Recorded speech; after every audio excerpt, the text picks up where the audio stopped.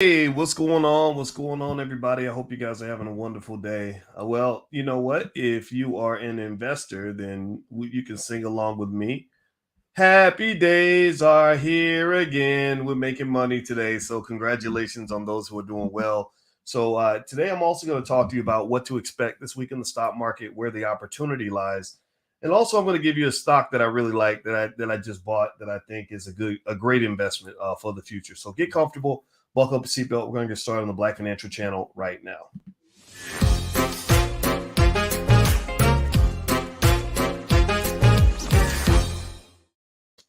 Hey, what's going on, guys? Welcome to the Black Financial Channel. That's theblackfinancialchannel.com. My name is Dr. Boyce Watkins. I'm your friendly neighborhood finance professor. On the Black Financial Channel, we talk about Black wealth and Black economics every single day, sometimes as much as 10 times a day under one condition.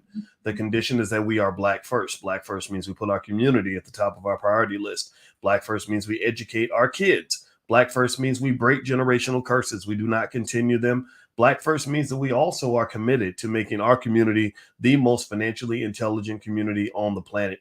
If you agree with this, if you believe this is possible, if you into this, if this is your jam, then put a hashtag B1 in the chat. Put a hashtag B1. I'm looking for my people out there. I'm looking for my fellow dreamers, my fellow crazy Black folks, my fellow Black identity extremists who want to actually conquer and succeed, who are tired of begging, who are tired of just sort of rolling around, hoping and praying that somebody's nice to us. I want to meet all the Black people who believe that we are the solution that we have been looking for.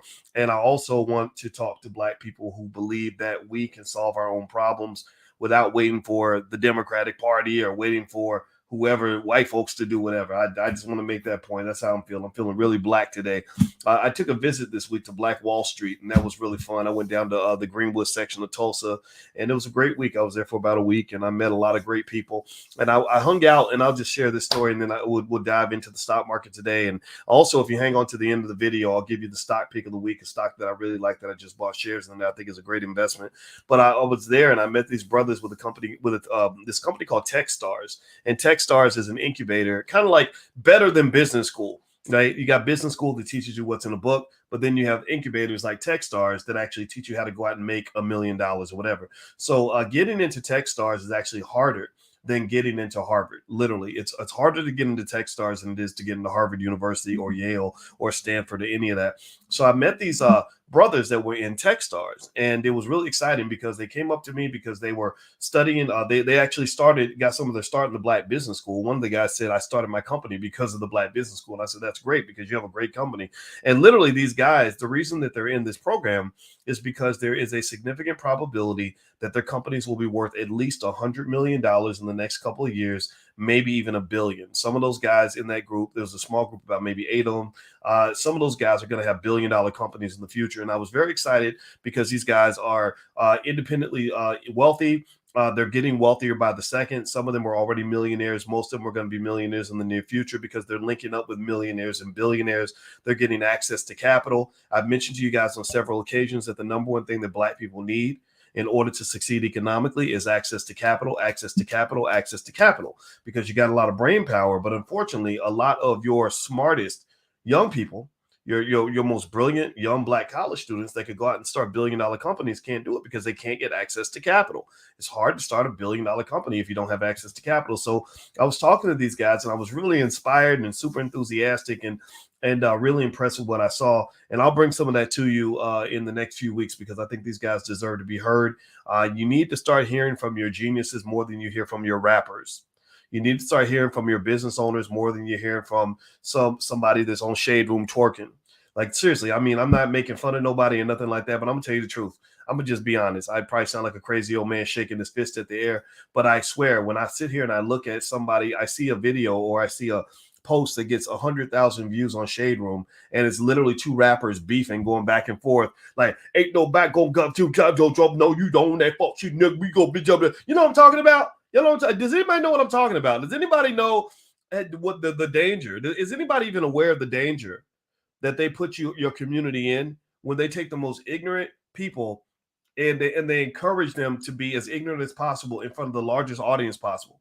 You got geniuses in your community. You have some of the smartest people on the planet in your community, but nobody hears from these people. I mean, I'm telling you, when I went down to TechStars and I met these young brothers, And wasn't none of them talking about going to the strip club. Wasn't none of them talking about how many hoes they got. Wasn't none of them talking about, hey man, let's get together, pop some mileage and smoke some weed, man. But none of them are talking like that. And there are people literally out there who would think that those guys are lame. Oh, they're lame. They ain't lit. They ain't lit. Yeah. Well, let me tell you about these lame dudes that I met. These lame guys who would rather pick up a book than pick up a bottle of Ciroc. Like these guys, these lame dudes are already half of them were already millionaires in their early 30s, and a couple of them are going to be billionaires by the time they're 40, 45 years old. So I'm just telling you, seriously, we got to stop this stuff. We believe that which is lame is actually positive, and that which is positive is actually lame, and we got to stop that. We got to kill that. So give me a yes in the chat if it's okay that I did my little rant. I apologize for ranting. I know we're going to jump into the other stuff, and we're going to do it, I promise. But I really want to help you understand what we're dealing with right now. We're not dealing with an issue of access to knowledge and information. Everybody has access to the same information for the most part. Everybody has a phone in their pocket that has more information than the greatest universities in the history of the world. Everybody has access to knowledge, right? It's not about access to information anymore. It used to be, but it's not like that anymore. Now it's a cultural war. Now it's a culture thing. It's like when you open your phone up and you decide what Instagram pages to follow, are you following the people that are going to build your brain, or are you following the women that got fake booties? Are you following the people that are going to help you actually build wealth and do things good for your family? Or are you following some guy who with 85 tattoos on his face who's literally going to be dead by the age of 35 because he's using drugs all day? Seriously. So this is a cultural war. We got to pay attention. This is critical. So do me a favor, hit the thumbs up button, thumbs up, share, subscribe. I also want to mention to you guys, I always have to do this public service announcement. Be very careful because our platform is big. We have over 1.4 million followers on different YouTube channels now. So what happens when you get a bigger platform is people start to clone you. So there are lots of fake Boyce Watkins pages out there, and they hit you up and they say, hey, send me an inbox and call my number and all that. That's not me, I promise you. So just be mindful. I don't want anybody to get hurt or taken out financially because of this. And also, the other thing I want to mention is the Dr. Boyce shout out for today is Flame Bridge Music. Flame Bridge Music is one of our sponsors for today's podcast. And Flame Bridge Music, actually, it looks like it's like a music studio. They said, excuse me, the CEO is a guy named Jamal Patton. And he says, music professionals, you have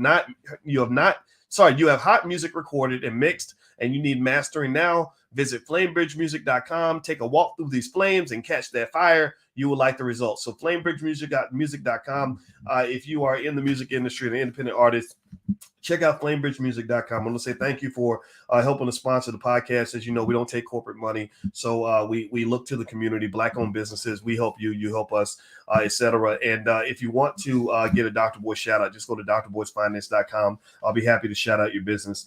All right. So here's what's going on. How many of you, give me a yes or no, how many of you saw your stocks go up today? How many of you saw your stocks, kind of take a little bit of green and kind of pop up? Give me a yes or no if your stocks did well. If they did, then I think that's great for you, and it's not a surprise. What you're having right now is what they call a relief rally, and a relief rally is like on a rainy day, when you get like an hour of sunshine and then it starts raining again. It's kind of like Florida. Florida's like that. You ever go to Florida where it's like raining all day and then the sun will come out for a while and it'll be bright and hot and then it'll start raining again because it's really rainy season. Well, right now in the stock market, to be honest with you, you're kind of in the rainy season. You're kind of in a bearish market for the most part. As much as I wish I could give you good news about what I'm researching and finding out about, the future of this market, I'm not seeing a lot of good indicators in terms of where it's going to go in the next, say, year or two. Basically, you have some really negative headwinds coming in.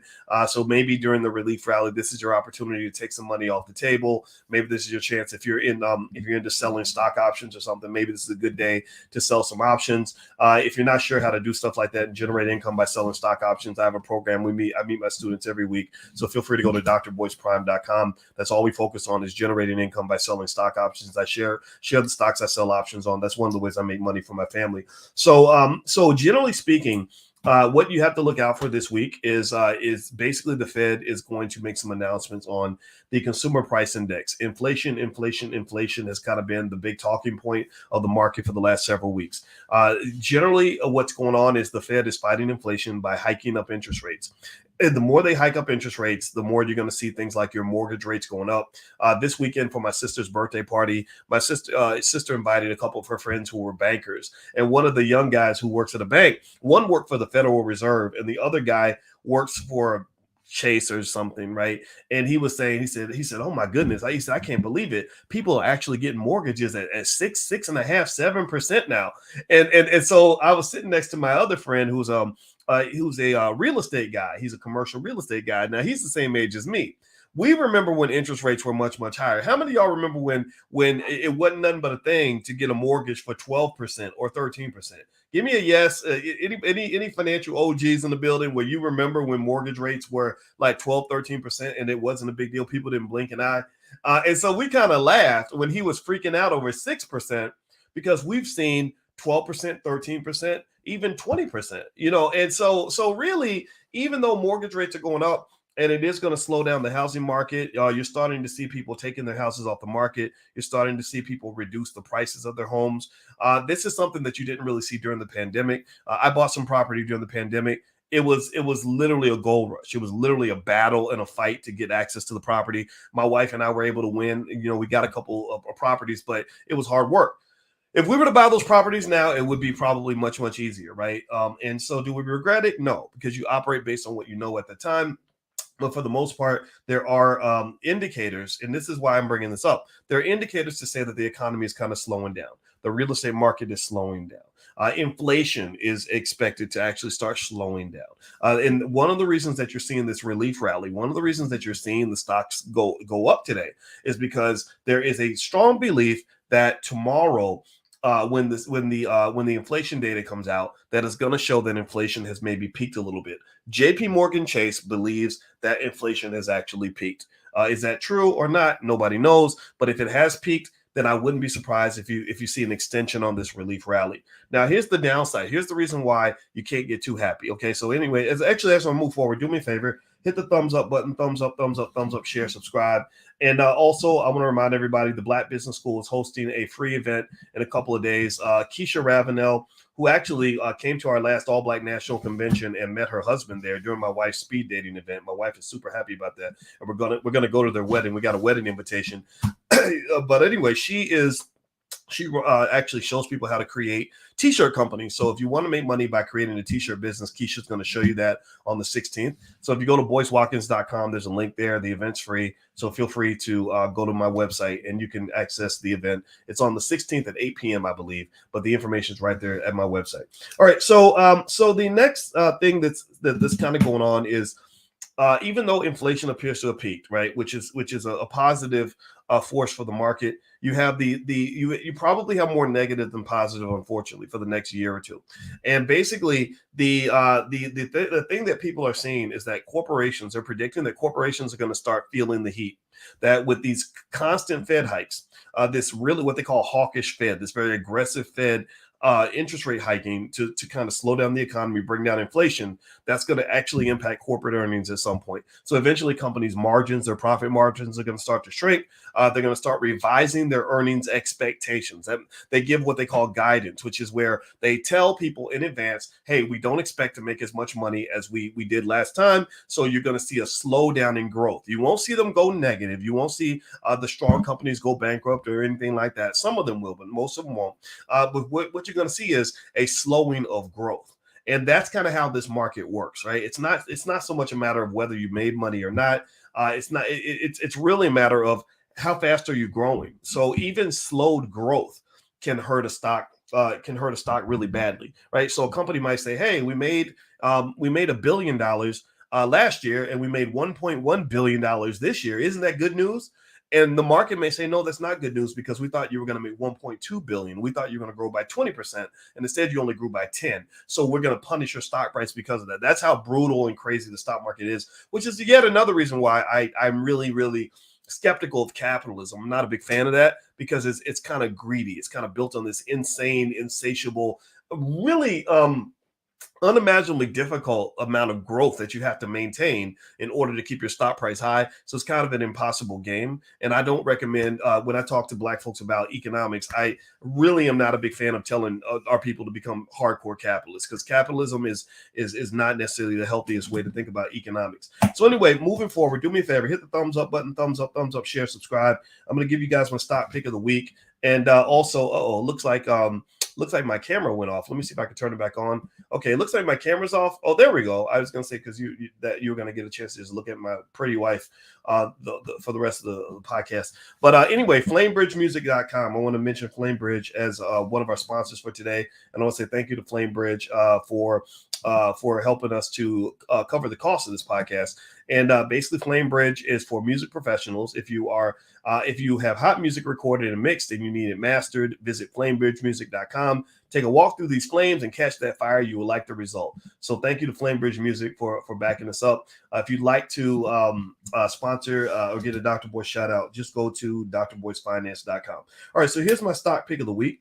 My stock pick of the week is a company called Stellantis, and the ticker symbol is STLA. I'm going to put that on the screen, STLA. So Stellantis is a company that I like. Don't ask me why. I'm not going to go through all the trouble of explaining exactly how I came to that conclusion, because it would kind of bore you. Just know, this is what I do, and I analyze stocks. And so Stellantis is a stock that I really like, and that is a stock that I just bought some shares in this morning. And just remember, though, when I mention a stock that I like, I'm not mentioning it as something that's going to make money next week. I'm not talking about it as something that's going to make money next month. I'm talking about something that's going to make money over the next 5 to 10 years. Okay. So remember this, Warren Buffett said that if you're not ready to hold a stock for at least 10 years, you probably shouldn't hold it for even 10 minutes. There are some cases where that rule does not apply. But generally speaking, if you want to invest in a way that doesn't drive you crazy, I encourage you to make long-term investments, not short-term investments. It's just like love. You get those short-term relationships, situationships, hookups, cuffing season, and all that. But that's nothing like actually finding an awesome woman or an awesome man that you can just cuddle up with for the rest of your life. I'm not looking for a man. Some fellas I don't do that. But if you are looking for a man, then I think the long-term is better than the short-term. That's where the big payoff is. And by the way, I meet my students for stock market investing class every Tuesday. So if you'd like to do a free trial and also get access to all my stock picks every single week, feel free to go to theblackstockmarketprogram.com. The URL's on the screen. And also, don't forget, this podcast is on Spotify. So if you want to listen to it in your car or something like that, you can just go to Spotify, look up the Dr. Boyce breakdown, and you can find it on Spotify. All right, guys. Well, that's it. That's my 2 cents for today. That's what's going on in the market. I'll check back in a little bit later. I did a podcast not yesterday, actually. It was really interesting. You guys may want to check it out. It's very short one. It's like a Black Money Minute. And it's all about this guy I saw in Japan who makes money literally doing nothing. He rents himself out to do nothing. I kid you not. Like this guy, literally, I forgot his name, but he's made $250,000 renting himself out for $70 an hour. And on his Twitter, when it says like, what your occupation is, like, what do you do? What can you do? He says nothing in particular. He said, I can eat and sleep and answer simple questions. That's it. So literally this guy has made over $250,000 renting himself out to people to do nothing. And people have actually paid $70 an hour for him, and plus travel expenses, by the way, and food and all that. And what my theory is that maybe people are just lonely and they just want a companion. They just want somebody there to talk to. Or maybe now that he's famous, like fame itself is a commodity. And I actually compared it to, like, say, a Kim Kardashian, right? Who really can't do anything. She can't sing. She can't dance. She can't act. She's not a scholar. She's probably not even all that great of a person, right? I don't know. Maybe she is. But either way, though, but she made $60 million last year, literally doing nothing. So literally fame itself is a commodity. And it's crazy because now you have people that are famous for doing absolutely nothing. It's kind of ridiculous, kind of nuts, but that's the world we live in. What you gonna do? So anyway, guys, so feel free to join us at the blackstockmarketprogram.com. You can do a free trial if you want to come hang out with us. That's it. Hit the thumbs up button on your way out the door, and I will check back in with you later. God bless you. Have a wonderful day. I'll see you soon. Peace.